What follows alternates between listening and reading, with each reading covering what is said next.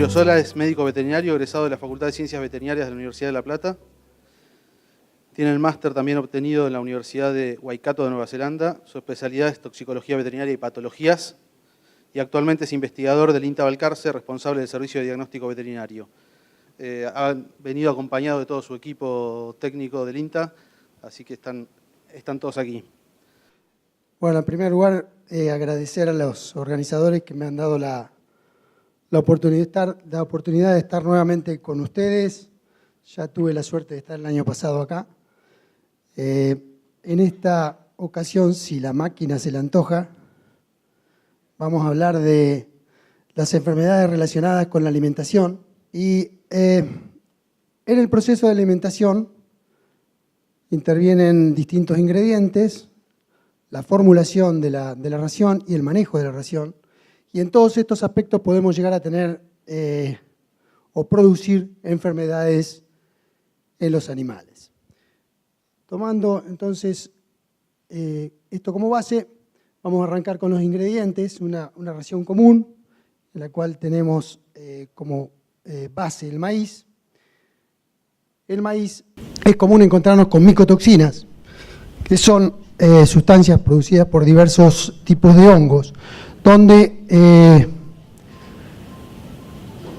hay una serie de factores que hacen que estas micotoxinas puedan llegar a tener su influencia en los sistemas de producción, incluidos el feedlot, pero dentro de lo que son los sistemas de producción de distintos tipos de carne, el rumiante en sí es el menos sensible a las micotoxinas.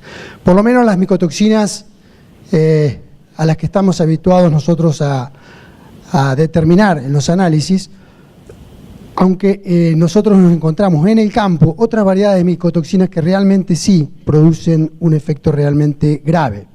De ellas también vamos a hablar. Bueno, dentro de las micotoxinas, las que estamos habituados a ver o a investigar su presencia, tenemos la aflatoxina, la cerelenona, la fumonicina, tricotesenos y ergoalcaloides. Dentro de esta, la más estudiada de todas es la aflatoxina, fundamentalmente por su relación con la salud humana. Sí, es un elemento que puede llegar a producir cáncer y por eso se ha estudiado mucho más que el resto de las micotoxinas. La aflatoxina es producida por varios tipos de Aspergillus. Son hongos que ya se encuentran presentes en la planta en pie, ahí es donde se inicia la infección, y también en los procesos de post cosecha. Los sustratos del Aspergillus son el maíz, la semilla de algodón y el maní. Se guarda con los insanitos, que primero hay que analizar el maní a ver qué es lo que pasa. La colonización, como decía antes, puede ser precosecha y está relacionada con cambios en el medio ambiente, la presencia del hongo y el tipo de huésped. En la precosecha es fundamental el estrés hídrico, es decir, cuando nosotros tenemos una planta que está sufriendo de sequía, esa planta es proclive a ser colonizada por el Aspergillus y por lo tanto puede llegar a tener aflatoxina. Es necesario que el hongo crezca en una temperatura y cuando hay cambios de temperatura ambiental, ese cambio hace que que el hongo produzca micotoxina. La micotoxina la produce el hongo cuando está estresado precisamente.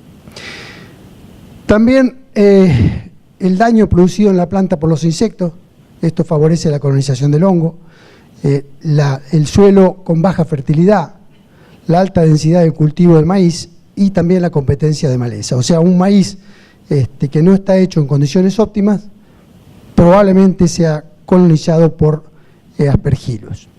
En cambio, cuando pensamos en las post cosechas, esa es la inversa. Lo que necesita ahí es humedad y clima cálido para llegar a producir la micotoxina.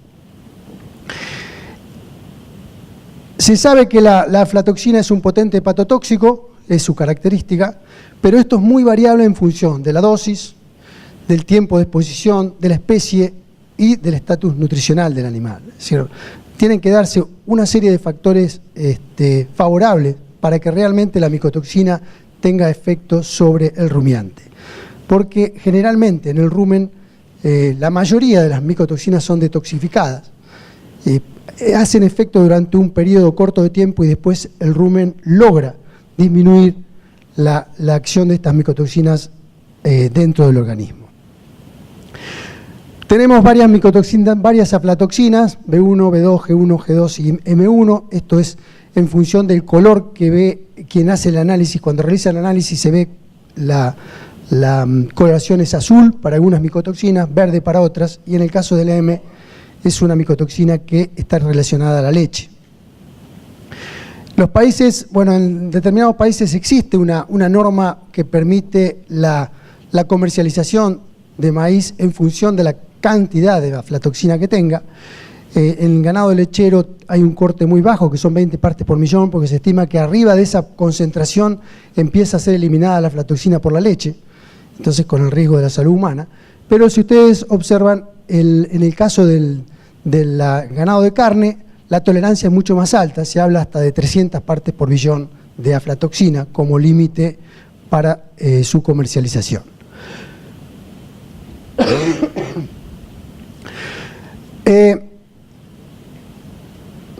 Los fenómenos que produce la toxicidad, es decir, los fenómenos que produce sobre el animal, fundamentalmente son de producción. Es decir, no debemos esperar en esta parte del continente, es decir, donde está la Argentina, cantidades de aflatoxinas suficientes como para producir muerte. No hay registro en el país de muerte por consumo de aflatoxina. Pero sí, si nosotros tenemos una ganancia de peso no acorde a lo que nosotros formulamos como ración, bueno, ahí podemos llegar a pensar en la presencia de esta sustancia, pero no como causa de mortandad. Es decir, en nuestro país las condiciones climáticas no permiten que el hongo produzca suficiente cantidad como para llevar a la muerte. Sí en el trópico, pero no aquí.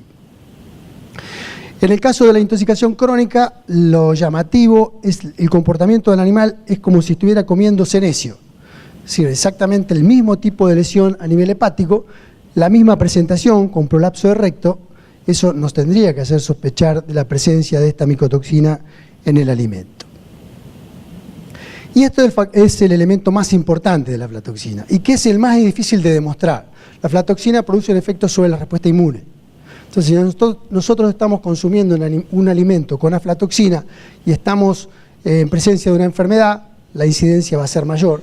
Y aún estando en estado de salud normal, pero aplicando vacunas, la respuesta, si estamos comiendo aflatoxina, va a ser menor por parte del animal. O sea, esa sería lo más importante con lo que respecta a aflatoxina, que es sin ninguna duda la micotoxina más importante para los rumiantes. La zearalenona es otra micotoxina la cual se hacen las determinaciones habitualmente, producida por un fusarium. Es una micotoxina con efecto estrogénico, toma el lugar de los estrógenos, pero en el bovino no tiene importancia.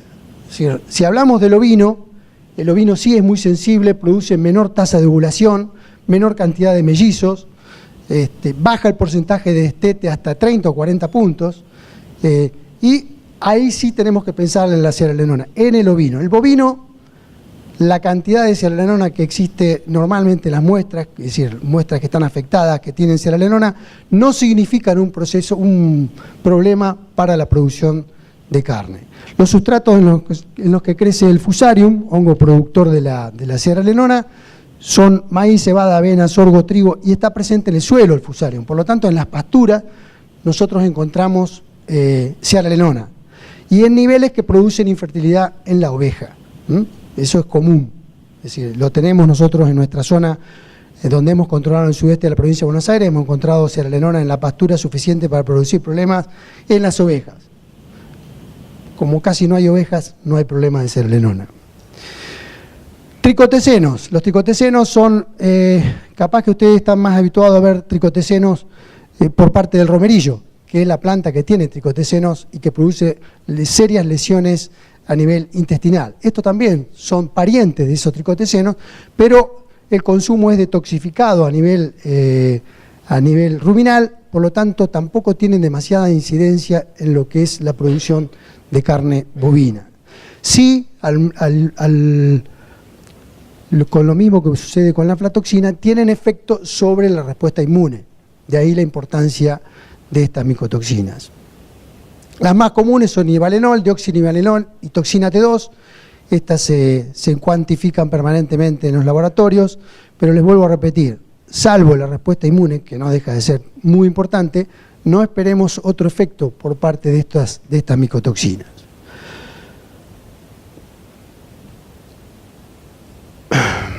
Esto ya lo dijimos. Consumiendo tricotecenos, los animales son más sensibles a bacterias habituales dentro de la producción de carne, como la salmonela y la listeria, y hay una mayor predisposición a adquirir infecciones por herpes virus. Fumonicina, otra de las micotoxinas comunes en los sistemas de producción, producida por un fusarium también verticiloide, que tiene gran importancia en la producción equina, donde produce leucoencefalomalacia con lesión de la sustancia blanca, con el caballo queda ciego, se lleva por delante cualquier objeto que se le pone por enfrente. También produce graves problemas en los cerdos, con edema y enfisema pulmonar, pero en los bovinos no hay registro de toxicidad. Si tenemos una duda nosotros con una mortandad cuando está asociado al ustílago, pero realmente no hemos podido comprobar que sea la fumonicina la causa de muerte de esos bovinos. Por lo tanto, y tomando como base la bibliografía internacional, la fumonicina en el bovino no tendría tampoco demasiada importancia. Los servoalcaloides, estos sí tienen importancia, sobre todo en los sistemas de producción. Los servoalcaloides son producidos por hongos de la familia Clavicitaceae, medio difícil de decir, y tenemos varios tipos. El Clavice purpurea, que es el más común de todos, que parasita a las forrajeras, cualquier forrajera, cualquier gramínea es parasitada por este hongo, también especies naturales y cereales. El Clavice africana, que está presente en el sorgo, cuando uno tiene un sorgo parasitado por este hongo, toca la panoja y está pegajosa, ese es un indicio de la presencia de este Clavice. Y también tenemos uno menos conocido, que es el Clavice ciperi, que es el Cyperus, el cebollín. Este también es parasitado por un Clavice, y ustedes dirán qué importancia tiene. Bueno, muchas veces se hacen rollos o se ensila alfalfa, y esta es una maleza muy común en la orilla de las alfalfas, ahí crece, y es ensilado junto con la alfalfa. Y existen antecedentes de baja producción de leche por consumo de ergoalcaloides por silos con presencia de Cyperus. El purpurea está presente en cualquier, como decíamos antes, en cualquier tipo de gramínea, y en los suplementos, en los feedlot, está presente en la cebada, en el centeno y fundamentalmente en el afrechillo. Bueno, el consumo puede ser cuando damos el afrechillo, lógicamente. En este caso, los principales ergoalcaloides son la ergovalina y el ácido lisérgico, que tienen toxicidad que se manifiesta fundamentalmente por la merma en la producción de carne. El Clavice purpurea, con que esté, es decir, esa es la concentración de ergoalcaloides, es muy variable, aún en una misma tanda de esclerotos, tenemos esclerotos con baja concentración y otros con alta concentración de ergoalcaloides. La dosis tóxica se calcula que 1% de las semillas, es decir, si nosotros contamos 100 semillas, tenemos un escleroto, eso es probablemente una causa de merma en la producción de carne. Y nos baja la producción de carne en forma muy, muy significativa. Encima tenemos un efecto residual de hasta 14 días, por lo tanto, bueno, aún descubriendo la etiología, tenemos que esperar un tiempo para que se produzca la recuperación del animal. Los signos clínicos sería el síndrome distérmico, como si estuvieran comiendo festuca, el animal está asoleado, pérdida de peso, deja de comer, y si hay temperaturas ambientes superiores a los 30 grados y nosotros movilizamos esa hacienda, la matamos, directamente tenemos mortandad. En cuanto a la ganancia de peso, hicimos nosotros un ensayo en el cual tuvimos entre el control y el que dosificábamos con la dosis máxima prácticamente el 50% menos de ganancia de peso. Si eso lo multiplicamos en un feedlot de 2.000 animales, tenemos una pérdida en 50 días realmente significativa. Es decir, es como para realizar un análisis de afrechillo previo a su uso, sobre todo este año, en el cual hubo una infestación muy grande de este hongo. Este otro hongo, la Stenocarpella maedis, no está totalmente relacionado con Feedlot, pero sí cabe mencionarlo en esta oportunidad porque tenemos este año precisamente un comportamiento sumamente extraño de este hongo, en el cual ha matado una enorme cantidad de vacas y terneritos, cosa que no había ocurrido jamás. Es decir, el ternerito en el vientre de la madre produce la lesión a nivel cerebral, nace, se para y se muere. Es decir, no se puede mantener más de 48 horas vivo. Y no sabemos qué va a pasar con el maíz que se destine al feedlot. No hay información, es todo nuevo. Por lo tanto, habría que tener presente este año si hay algún tipo de sinología nerviosa en los animales de feedlot que puede ser producido por maíz contaminado con este hongo y que llegue a ser consumido por los animales. Este hongo tiene como sinónimo en la Stenocarpella maedis o Diplodia maedis, crece bajo distintas condiciones, maíz sobre maíz, es muy probable que tengamos infestación con este hongo, ciertas variedades de híbridos, la sequía en el periodo de floración y humedad en el llenado de grano hace que este hongo esté presente en los maíces y en el caso de la cría se da tanto en los maíces diferidos como en el consumo de los rastrojos de maíz. El hongo afecta a la planta y no deja su desarrollo, es decir, las plantas del maíz uno las nota más petizas, más enanas, dentro de lo que es un cultivo normal, produce la pudrición de tallos, por lo tanto nosotros vamos a ver en un maíz mayor cantidad de tallos quebrados que lo habitual. Un signo temprano es cuando uno ve un maizal y ve la punta de las hojas que uno dice, bueno, lo afectó la helada. En realidad, si no hubo heladas, lo más probable es que sea la contaminación por este hongo. Y si ataca las espigas, vamos a ver la espiga seca y la planta verde. Esos son indicios como para saber si realmente estamos padeciendo de este hongo. Dos variedades de hongos, uno el maedi y otro Ascospora, que tienen dos tiempos o dos tipos de tiempo diferentes o dos tipos de requerimientos para desarrollar. Uno que arranca con una sequía temprana y con lluvia en la floración y otro la inversa. O sea que en las dos situaciones extremas de clima podemos llegar a tener problemas con este hongo. Ahí estaría la espiga parasitada por el hongo. Es fácilmente reconocible, la infección empieza desde la base y va hacia la punta. Si uno toma el peso de la espiga es muchísimo más liviana que la espiga normal, si pesa un 30 o 40% menos. Estos son indicios que a nosotros nos permiten reconocer la presencia del hongo. En la chala que cubre la espiga hay puntos negros, que son los pignidios, que ahí es como si fuera una bolsita llena de hongos, y que son los que subsisten de una temporada a otra. Por eso es que es peligroso sembrar maíz sobre maíz. Estas son las micotoxinas que produce, las que se han encontrado hasta la fecha, todo esto es bastante reciente. Nadie ha logrado reproducir la enfermedad con una de estas micotoxinas en particular, o sea, no se sabe cuál es. Sí, nosotros logramos reproducirlo en ovejas dando el cultivo entero del hongo. Es sensible la vaca, la oveja y el caballo, también el caprino. Los signos son nerviosos. Si es un animal que tiene un comportamiento totalmente extraño, hay un lagrimeo profuso, la parada del animal es con el lomo arqueado y la sinología puede ser tanto de tren anterior como de tren posterior. Y como les decía anteriormente, esto es ahora, actual, en este momento estamos teniendo este problema, no está descrito en otras partes del mundo, solamente hay una referencia en Sudáfrica, pero no está descripta la patología que produce en el ternero, y nosotros estamos teniendo una casuística enorme. En provincia de Buenos Aires, en La Pampa, en Córdoba y en Santa Fe, tenemos registrado casos de muerte de vacas y de terneritos que nacen y mueren a 1 o 2 días de haber sido paridos. El ternerito es más chico que lo normal, se alcanza a parar, alcanza a mamar, pero se muere. No hay malformaciones congénitas, sí está más chico que lo normal.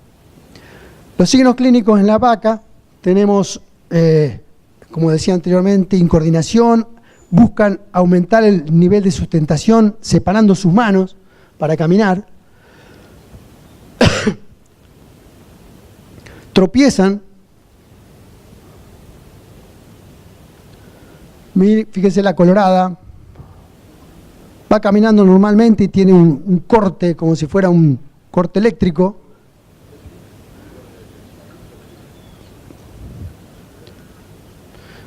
Aquí hubo muerte de vacas y aparición de terneritos afectados.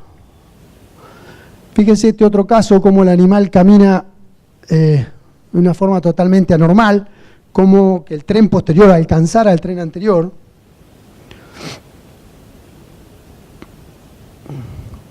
Camina de costado.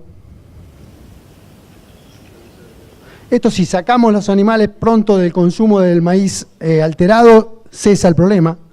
Cesaba, porque este año ni siquiera eso. Han aparecido casos aún después de sacados del potrero. En los terneros, o sea, no respetan ninguna categoría. Hemos tenido casos de toros, vacas, terneros. Fíjese cómo retrocede con los miembros trabados. Probablemente tengan una dificultad en la visión, porque el animal se lo ve con un comportamiento extraño. Y este es uno de los terneritos, esa vaca colorada que veíamos tan gorda. Bueno, no anda ahí el video. Es un ternerito que tira la cabeza hacia atrás con un marcado epitótono, y que cuando nosotros hacemos el estudio histopatológico, ahí tenemos otro que camina sobre las rodillas. Hacemos necropsia y no encontramos nada, pero cuando hacemos histología, fíjense en la foto de la derecha, toda esa parte que se ve como apolillada debería ser sustancia blanca. Es decir, la lesión que produce es brutal, es decir, es impresionante, no hay otra cosa que dé semejante lesión a ese nivel cerebral y medular. O sea, todo lo que es sustancia blanca desaparece por efecto de esta micotoxina. A la izquierda estamos viendo el control, marcada las dos zonas que deberían ser iguales, y una directamente falta la sustancia blanca. Vuelvo a repetir, no sé qué puede pasar, calculo que con la cosecha, la dilución con grano sano no va a traer problema, pero tenemos que estar atentos porque si compramos un grano que no esté en las mejores condiciones, bueno, podemos llegar a tener este tipo de problemas nerviosos en los animales encerrados. Como decíamos anteriormente, si se retiran los animales, el cuadro se revierte. Hoy en día sabemos que no es tan así, porque tenemos casos en los que aparecen casos luego de cesar el consumo. La semana pasada estuvimos en otra charla en la cual realmente había un profesional que hablaba del uso de la burlanda. Ya es muy común, no sé acá cuán común es la burlanda como suplemento. Bueno, la burlanda es el almidón del maíz, es fermentado con etanol, y eso hace que la concentración de los nutrientes se triplique. Y dentro de lo que se triplica, también se triplica el azufre. Por lo tanto, este alimento, este análisis, por ejemplo, de azufre de este maíz dio una concentración de 0,6% de azufre, y el bovino tolera hasta 0,4% de azufre. Es decir, todo lo que significa ración, comida y el aporte de los sulfatos con el agua, si superan el 0,4% de azufre en el total de la ración, eso es una ración potencialmente productora de polioencefalomalacia. O sea, eso vale para cualquier de estos elementos que se utilizan extracción con ácidos, porque la mayor fuente de azufre precisamente está en el uso de esos ácidos que se utilizan para extraer el metanol. La polio es una enfermedad muy común en los sistemas de encierre y también a campo, pero mucho más común en los encierres, donde el animal presenta sinología nerviosa antes de los 2 años de vida, con un comportamiento como el que ustedes están viendo acá, hay una incoordinación total, el animal está ciego y sufre caídas espontáneas, tiene bruxismo, bueno, no se va a escuchar acá Buah.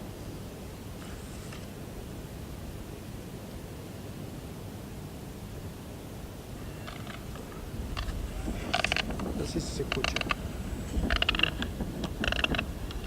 Un rechinamiento de dientes continuo. Una vez que tiene estos síntomas ya podemos intentar un tratamiento, pero cuanto más tardío es el mismo, menos respuesta tenemos. Tenemos nistagmus. El animal está como viendo las estrellas, mirando hacia arriba. O sea, una sinología que lo que predomina es la depresión. Si un animal que no hay respuesta a los estímulos, podemos acercarnos, el bicho no responde en absoluto. No tenemos en el país casos registrados con más de 2 años de vida. Sí, en Brasil, por ejemplo, se lo menciona como una patología presente en vacas. Acá jamás, en el registro del servicio de diagnóstico, que tenemos alrededor de 40.000 casos registrados, nunca hemos visto un caso en vaca, pero ven que son novillos grandes, sensibles a esta carencia de vitamina B1 o exceso de azufre.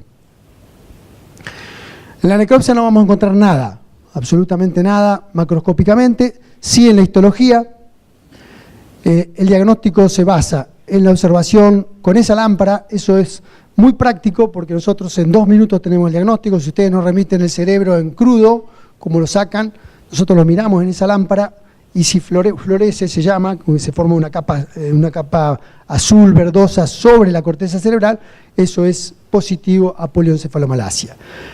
La medición de los sulfatos puede ser una medida también en el resto del rodeo, no en el afectado, y la histopatología, la suma de estos 3, nos permite arribar a un diagnóstico final. Ahí vemos, no sé esto cómo... Ahí vemos la capa de la corteza, no sé dónde está la luz acá. A ver, no, ahí lo apagué. Ahí está. Bueno, no la veo. La capa en la corteza nos permite dar como positivo a polioencefalomalacia. La lesión histopatológica con manguitos perivasculares, células macrófagos grandes que son las células de Aguiter, y la reacción inflamatoria nos permite confirmar la polioencefalomalacia. Y ahí tenemos la medición con azufre. Si nosotros contamos con es una jeringa especial que ponemos una aguja muy finita en el rumen de los compañeros, porque el afectado deja de comer y no es representativo. Pero sí en el resto medimos la concentración de azufre y así podemos determinar si la polio es por carencia de vitamina B1 o por exceso de azufre. Hasta ahora todas las mediciones que hemos hecho no nos han dado valores como para confirmar que la polio nuestra está producida por exceso de azufre, pero nunca hemos medido un animal que esté comiendo burlanda, por ejemplo. Ahí estamos introduciendo la aguja y esto toma 30 segundos por animal. El tratamiento es sumamente efectivo. Si nosotros tomamos el animal a tiempo, damos tiamina a razón de 10 a 20 miligramos por kilo de peso, 5 dosis, la primera endovenosa, más el agregado de dexametasona a razón de 2 cada 4, 2 cada 5, 2 miligramos cada 5 kilos de peso, una sola dosis, la primera, y luego se repite solamente la de tiamina.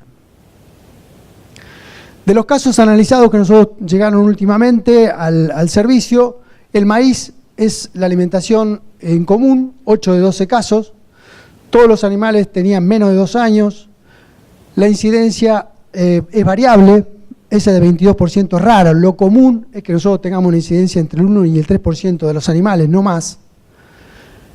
Y los diagnósticos, como decíamos anteriormente, se basan en el cuadro clínico, en la lámpara y en la respuesta al tratamiento. Es decir, ¿cuál es el diferencial? IBR encefálico, que es exactamente igual. Es el mismo cuadro, la misma presentación en todo sentido. La diferencia es que hagamos lo que hagamos, IBR encefálico se muere el 100%. En cambio, si tenemos respuesta al tratamiento, eso es confirmatorio de que lo que estábamos teniendo era un caso de polio, aunque la tiamina es bastante inespecífica y puede resultar beneficiosa en varios cuadros respiratorios. Como decía anteriormente, la luz ultravioleta es una herramienta muy práctica y nos permite un diagnóstico rápido. Silo. En el silo lo que vamos a tener, micotoxinas ya la vimos, lo que vamos a tener es listeria. Esta la conocemos bastante, de distribución mundial, es una zoonosis que puede tener distintas formas de presentación. Acá lo que nos estamos refiriendo es exclusivamente a la forma nerviosa. No respeta edad, y los signos que nosotros vemos es cuando está afectado el tercer y el séptimo par craneal. El animal se encuentra como desorientado, gira en círculo, tiene incoordinación. Generalmente, si uno lo mira con detenimiento, tiene una oreja caída y el cuello, el eje del cuello torcido. Y a diferencia de la polio, lo que decíamos hoy, acá no hay, es decir, no hay respeto por la edad. Si ustedes se fijan, hay una oreja que no tiene movimiento, es decir, va para donde se le antoja, no la gobierna el animal. En este caso la derecha.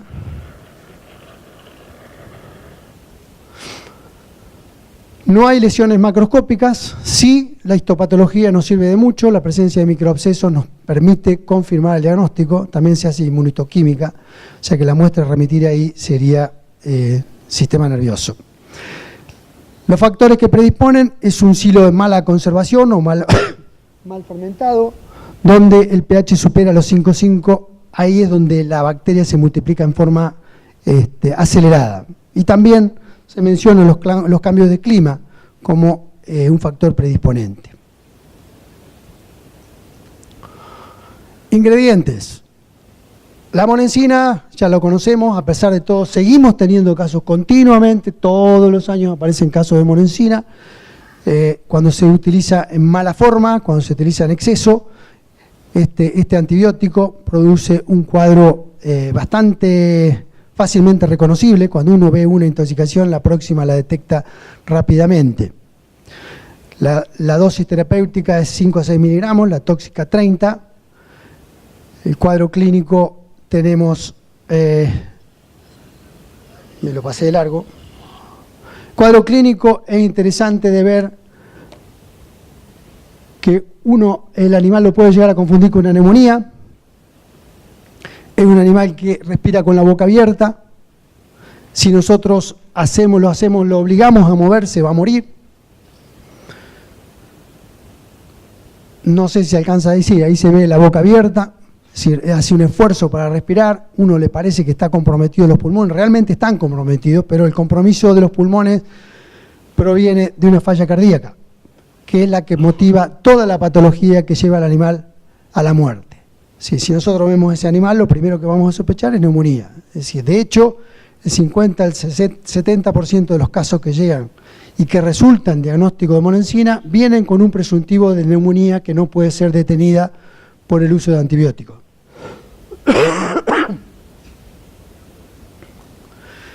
En la necropsia vamos a encontrar ascitis, bien abundante, a veces en poca cantidad, pero la mayoría de las veces lo que encontramos es un cuadro con varios litros de líquido en cavidad abdominal. Edema, como si fuera una planta tóxica, un hepatotóxico agudo, alrededor de la vesícula biliar y primer sector del duodeno. Eso, el 90% de las veces que uno ve este cuadro tiene que ligarlo a un hepatotóxico, o a un problema tóxico, digamos. Es difícil que una enfermedad infecciosa nos produzca ese tipo de alteración en esa posición. Hidrotórax, fíjese cómo están los pulmones, están nadando prácticamente dentro del líquido. Los pulmones están muy enfisematosos, no colapsan.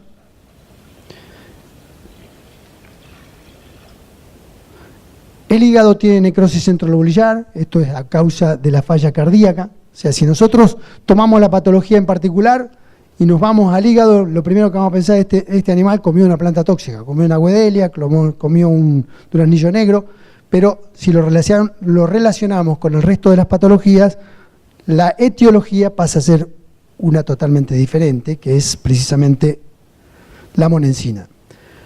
En corazón es difícil evaluar o decir realmente si está afectado macroscópicamente. Hay una variación de coloración, una variación que a veces es subjetivo. Si yo no me animo a decir si un corazón realmente tiene alteraciones macroscópicas o no. Sí hay que esperar la histología y la histología es concluyente. Si tenemos lesiones en ese órgano sumadas a la de hígado y a la de pulmón, ya tenemos el diagnóstico.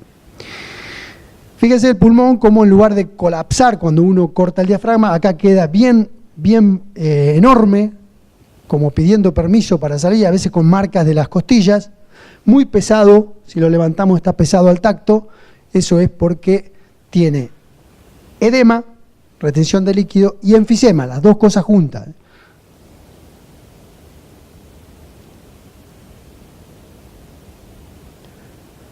Ahí vemos los septos interlobares bien marcados por el edema y eso es concluyente con respecto al diagnóstico. Y otro hallazgo importante del cual hay que mirar es el diafragma, donde vemos edema, es eso amarillo que ustedes están viendo ahí entre la serosa y la muscular, que es como órgano de mucha actividad, es el que resulta afectado por el exceso de monensina. Entonces vamos a tener el hígado con necrosis centrolobulillar, vamos a tener presencia de edema y enfisema pulmonar y la lesión en las miofibrillas con distintos grados de degeneración, que eso es concluyente. Es decir, cuando uno sospecha de monensina, las tres muestras a remitir sí o sí, hígado, pulmón y corazón. Ahí vemos un corazón afectado y acuérdense que el caballo es 30 veces más sensible que la vaca. O sea, con 1 miligramo por kilo el caballo va a morir intoxicado. Si tenemos un animal vivo, lo que tenemos que chequear son las enzimas, gamma GT, GOT y CPK van a estar elevadas. Unas son indicadoras de daño hepático, las otras son indicadoras de daño cardíaco.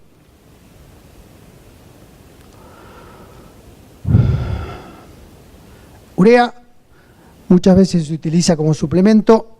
Acuérdense que si hacemos algún mal proceso de acostumbramiento, si cortamos el uso y volvemos a arrancar con la dosis que habíamos dejado, o si cometemos un error a la dosificación, esto produce muerte de una cantidad muy grande de animales en muy corto periodo de tiempo. Es decir, generalmente lo que uno le hace sospechar de la presencia de urea en el alimento es que se mueren 40 o 50 animales en un lapso de 45 minutos post consumo. O sea, es muy rápido y eso es muy orientativo en cuanto a esta intoxicación. Ahí teníamos un caso en el cual se veía la urea perlada dentro del maíz. Los signos son bastante difíciles de corroborar, es decir, son bastante variables, digamos. Lo constante es el timpanismo y la agresividad. Eso se ve en la mayoría de los casos. Hay que tener cuidado cuando uno va a revisar un animal intoxicado porque puede ser agredido por el animal. Cuando está en el estadio terminal, el animal tiene una respiración entrecortada que da idea de sufrimiento, realmente da pena ver los animales intoxicados. Esta es ya la fase final, difícil que logremos sacarlo. En cambio, en este otro animal que también está intoxicado, el cuadro parece un animal que no puede incorporarse. Por eso les digo que la sinología es bastante variable. Esto generalmente acompañado por muchos animales muertos en un corto periodo de tiempo. No hay hallazgos de necropsia contundentes, no nos permiten la necropsia de un animal llegar al diagnóstico. Si tenemos una buena anamnesis, el timpanismo pre-mortem y post-mortem, y cuando abrimos el rumen sale un olor amoniacal muy marcado, pero eso lógicamente si uno sospecha, no va a estar con la nariz metida dentro del rumen en cada necropsia que uno hace. Ya con la sospecha uno siente prácticamente, es un elemento importante para el diagnóstico. Tratamiento, otro tratamiento casi mágico, el vinagre en agua helada al 20% resulta espectacular. Está el animal caído, por morirse uno lo sondea, le aplica 5 o 6 litros de vinagre y el animal se para y se va. Es decir, cuando tenemos muchos animales caídos, lo que tenemos que hacer es ruminotomía, un pequeño tajito en el rumen, ponemos un embudo y tiramos el contenido preparado con vinagre porque no nos da tiempo. Es decir, si sondeamos cuando tenemos 30 o 40 animales vivos, probablemente lleguemos a salvar 3 o 4 nada más. Este es un cuadro que se está presentando en sistemas muy intensivos, que lo estamos viendo cada vez más, y que es la carencia de vitamina A. Aquí tenemos un problema con, arrancó el 25 de septiembre con 2 animales muertos, eran 37 toros, de los cuales 14 estaban ciegos, o sea, un 38% de incidencia, un 5% de mortalidad. La revisación clínica, temperatura normal, frecuencia respiratoria y todo normal, pero la ceguera se manifestaba con una ausencia de reflejo de amenaza, ausencia de reflejo pupilar, algunos animales tenían lesiones oculares compatibles con querato y por supuesto que deambulaban ciegos por el corral. Se acompaña de pérdida progresiva de estado, algunos animales mueren, algunos tienen complicaciones con neumonía y se presenta en animales que tienen 3 meses como mínimo de encierre. Es decir, en los feedlot, lo hemos visto en los feedlot y lo hemos visto en planteos de tambo, donde el encierro va desde la guachera hasta, bueno, toda la vida, que nunca tocan absolutamente nada verde.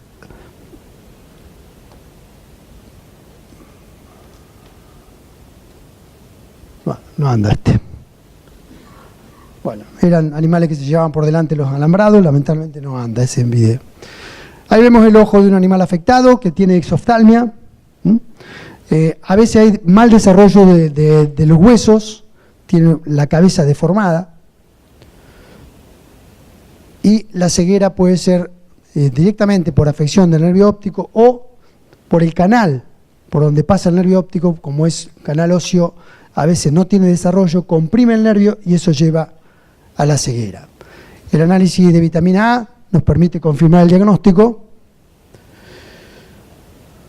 La precaución que hay que tomar con respecto a la muestra es que la sangre tiene que estar tapada. Si le da la luz no podemos hacer el análisis. Y produce una falla en todo lo que es epitelio. Y uno de los órganos en los cuales se puede confirmar el diagnóstico es la glándula parótida, donde se ve una metaplasia del epitelio que realmente es espectacular. ¿Cuándo se da en feedlot? Bueno, lo que decíamos recién, con periodos largos de encierre, en bovinos que entran al corral después de veranos muy secos. O sea, lo que falta acá es verde. Si la única fuente de vitamina A son los carotenos. Si nosotros no damos verde en el animal, podemos llegar a tener este tipo de problema. Sobre todo cuando uno compra animales que vienen de zonas donde la madre no estuvo comiendo verde, donde estuvo comiendo solamente, exclusivamente seco.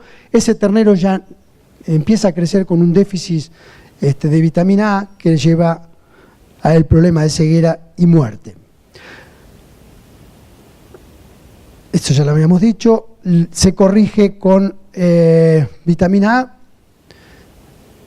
se da unidades internacionales por kilo, a los terneritos 40, a mantenimiento y gestación el doble, lo mismo que en la lactancia.